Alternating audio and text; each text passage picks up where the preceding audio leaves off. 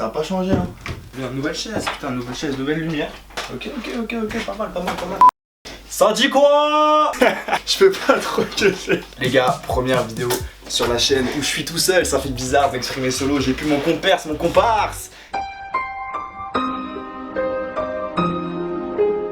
Les gars, un énorme plaisir de revenir sur la chaîne, c'est la première vidéo que je fais solo. Du coup ça fait un peu chelou, je fais que bouger dans l'espace, j'ai beaucoup de place maintenant que l'autre il est plus là.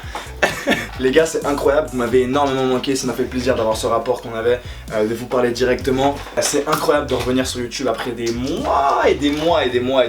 d'absence. Comme on vous a expliqué dans la première vidéo, ça va plus être pareil maintenant. Ossia est parti faire ses études de coiffeur, il est devenu barber, maintenant il coupe des cheveux. Donc du coup maintenant les gars, la chaîne qui s'appelle XeAmigo, vous avez saisi la ref, XeAmigo et XeAmigo en termes d'amigo, en termes de potes, parce que finalement c'est du fun. Nous tout ce qu'on veut c'est s'amuser, non? Je reprends la chaîne, ne vous inquiétez pas, j'ai 1000 idées. Ossia n'a pas fini d'apparaître, il va continuer à apparaître. Il y a d'autres gens qui vont apparaître aussi, vous allez découvrir plein de mes potes. Puis voilà, je vous emmène avec moi en tous les cas, 3 vidéos par semaine normalement, c'est le thème. Et puis voilà, j'ai plein d'idées, plein de concepts, on est reparti sur de nouvelles bases. J'espère que vous allez continuer à me suivre. Moi en tous les cas, je vais continuer à vous régaler. Je suis un menu maxi best-of au McDo. Donc les gars, c'est pour vous. On va créer une petite boucle, on va renouer les liens ensemble, voilà, comme une relation que t'as faite avec une ex qui s'est pas forcément très bien passée. Au début tout était beau, tu vois, tout était beau. Et puis ensuite ça a commencé à devenir un peu morose. La séparation a eu lieu, mais en fait c'est une sorte de break. Un gros break un petit peu où vous vous remettez en question et vous revenez et vous accordez une deuxième chance. Je suis cette deuxième chance. Allons chercher le One Piece ensemble. Je ne sais pas ce que je raconte, mais c'est parti, début de la vidéo. La trop folle. Je suis nostalgique. Je sais pas vous, mais je suis putain de nostalgique. Nostalgique, qu'est-ce que ça veut dire? Google, alors parce que j'ai pas envie de me tromper non plus. La nostalgie, qu'est-ce que c'est? Mal du pays. Regret mélancolique d'une chose révolue ou de ce qu'on n'a pas connu. Désir insatisfait. Voilà, je suis nostalgique de tout. Je ne sais pas vous dans les commentaires, mais je sais pas, en fait moi je prends ça comme un truc positif et en même temps hyper négatif, parce que du coup je me concentre rarement, très rarement sur le moment présent. Alors, on va commencer avec la première phase. L'école primaire. Les gars, l'école primaire. L'école primaire, c'était fou.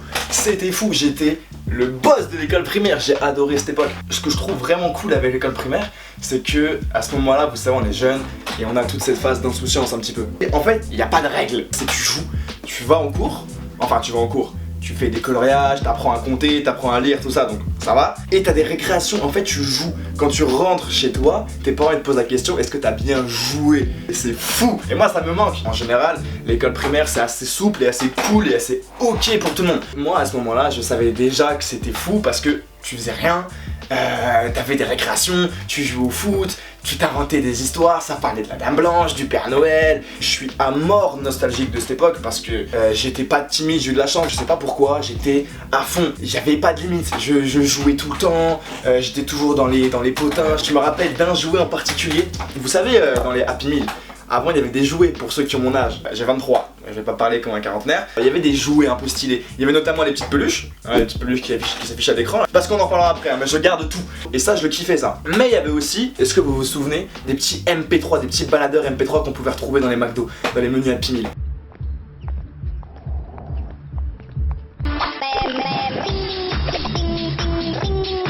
En ce moment, collectionne tes hits préférés dans ton Happy Meal. Ça, c'était de la folie.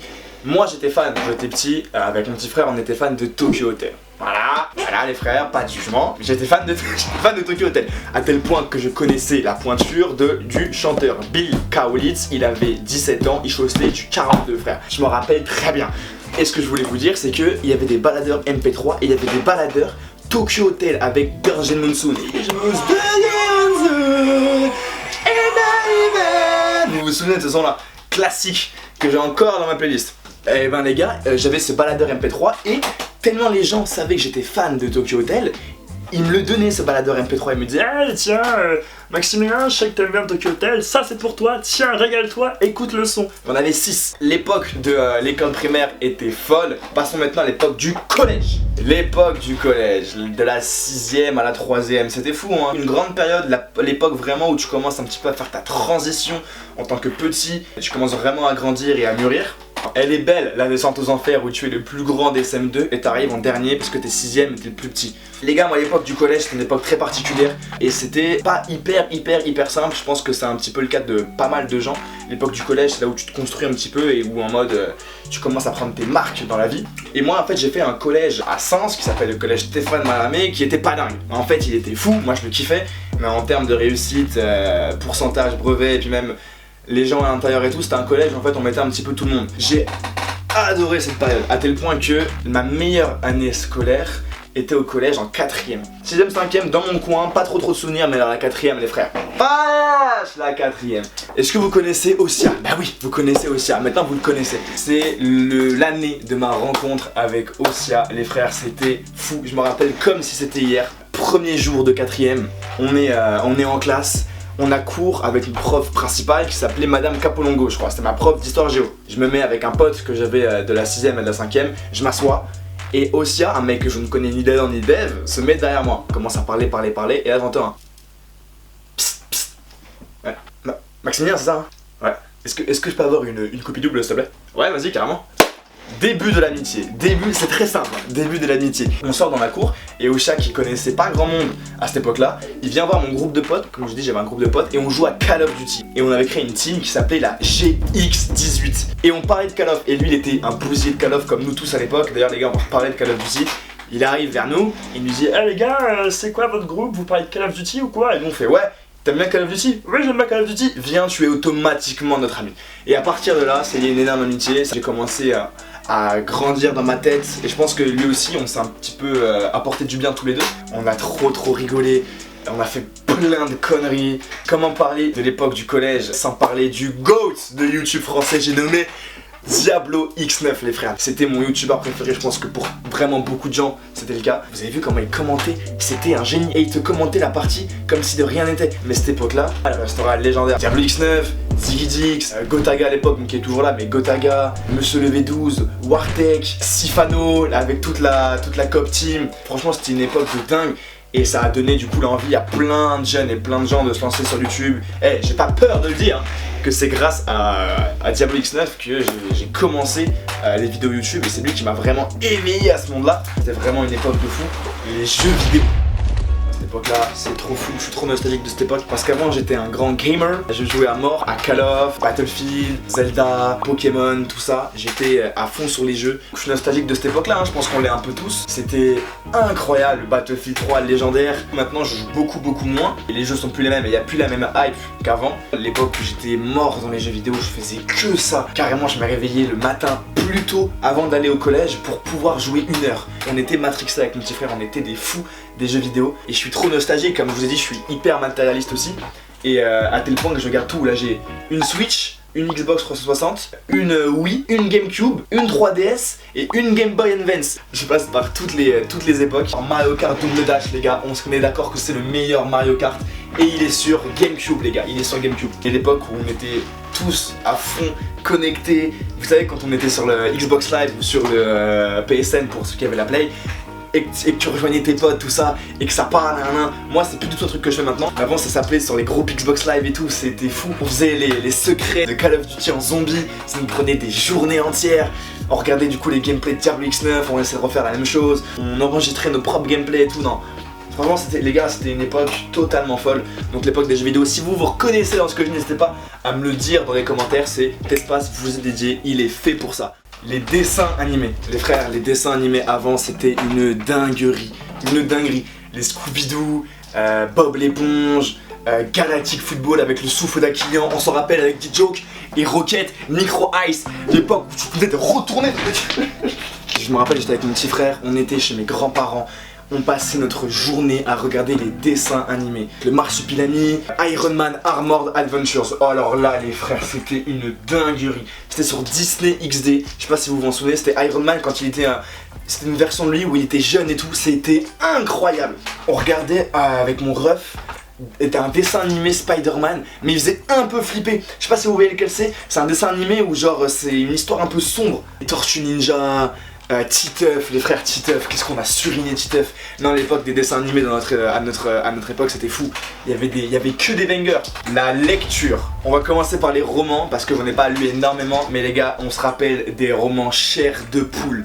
Les chairs de poule, je les ai défoncés, mais un par un. J'étais fan, mes parents me prenaient pour un fou. J'allais à la médiathèque et je prenais tous les chairs de poule. Et vous savez, ça racontait des histoires un petit peu horrifiques, tout ça. Je me les dévorais. Mais en termes de BD, les frères, est-ce qu'on peut parler des GOAT de la BD quand on était jeune? Les Tom Tom et Nana. Les frères Tom Tom et Nana, c'était une dinguerie. Un frère, une sœur, tellement c'était fou. Je les prenais à la médiathèque et je les gardais chez moi. Et je les rendais pas parce que je les lisais en boucle. Je bouffais du Tom Tom et Nana à foison. Je me mangeais quoi d'autre comme BD? Je me mangeais Boule et Bill, Lucky Luke. Je sais pas si vous avez maté les nouvelles aventures de Lucky Luke, je crois que c'est ça. J'ai moins regardé les Dalton, mais il y a un truc de Lucky Luke moi que j'adore. C'est, vous savez, il y a des films, des dérivés des BD, tout ça. Donc des films d'animation de Lucky Luke. Il y en a un qui m'a personnellement marqué, à tel point que quand j'étais jeune, selon mes darons, moi je me rappelle pas, j'étais trop petit, je reprenais les scènes de ce dessin animé / film et je jouais les Dalton, et je les jouais tous, de Joe à Avril. Et ça durait genre peut-être une quinzaine de minutes, tu vois. Et donc le film dont je vous parle et qui m'a marqué de ouf, c'est La Balade des Dalton. Comme un type. Ce film-là, il est, je sais pas pourquoi, mais dans mon cœur, il a une place énorme. La Balade de Dalton, Lucky Luke, si vous ne l'avez pas vu, regardez-le, vous m'en direz des nouvelles. Vous vous souvenez des bonbons acidulés, les sucettes bien acidulées, bien bleus. T'avais la langue avec la couleur de la sucette, genre ça c'était ouf. En 6ème, 5ème, même jusqu'au 4ème, on allait à une épicerie, mes darons me donnaient de l'argent de poche, ma thune entière passait dans les bonbons. Je bouffais que ça. D'ailleurs, fun fact, plus jamais fun fact. C'est ringard de dire fun fact. Le gars qui gérait cette épicerie de bonbons a été arrêté par la police. Est-ce que vous savez pourquoi? C'est parti. Petit 1, parce qu'il faisait un trafic de drogue. Petit 2, parce qu'il faisait un trafic d'armes. Petit C, parce que c'était pas son épicerie et qu'il l'a volé à quelqu'un. Les gars, c'est quoi? A, B ou C? Et c'était la réponse A. Bien joué. C'était la réponse A. Il avait fait un trafic de drogue. C'est ouf, mais c'est vrai. C'est même pas le vrai blaze. Mais les couilles de mammouth, mais qu'est-ce que c'était que cette merde? Tout le monde en avait, hein. Il y avait les quilles qui étaient vraiment ok, et t'avais les couilles de mammouth, frère. Le bail, tu le prenais dans une main et tu le mangeais sur des semaines. C'était immonde. Moi, je me rappelle en avoir mangé et j'avais carrément saigné de la langue, tellement c'est impossible à finir. Tellement j'étais fou, je prenais les sécateurs de mon père et j'essayais de les couper en deux juste pour avoir le chewing-gum au milieu. Parce qu'il y avait un chewing-gum au milieu. On les gardait des semaines dans notre poche et tout, c'était dégueulasse. J'avais des gens qui les foutaient dans des poches et qui le sortaient comme ça. Elles étaient dégueu, il y avait toute la poussière et ils tapaient une big léchouille dans le truc. Non, c'était... Non, en vrai c'était trop. C'est quoi le vrai nom? Mammouth?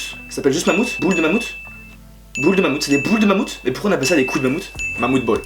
C'est des mammouth balls. Tellement je bouffais de bonbons, j'ai eu 4 caries. Pas une, pas deux, pas 3, mais bien 4 caries les frères. Mais du coup à l'époque des bonbons les gars étaient folles. Mais bref, vous avez compris, je suis un grand nostalgique et un mec qui pense beaucoup au passé. Si vous reconnaissez en moi, faites-le moi savoir dans les commentaires et dites-moi, c'est important, qu'est-ce qui vous rend le plus nostalgique? Moi je pense vraiment que c'est les moments que j'ai passés avec mes potes.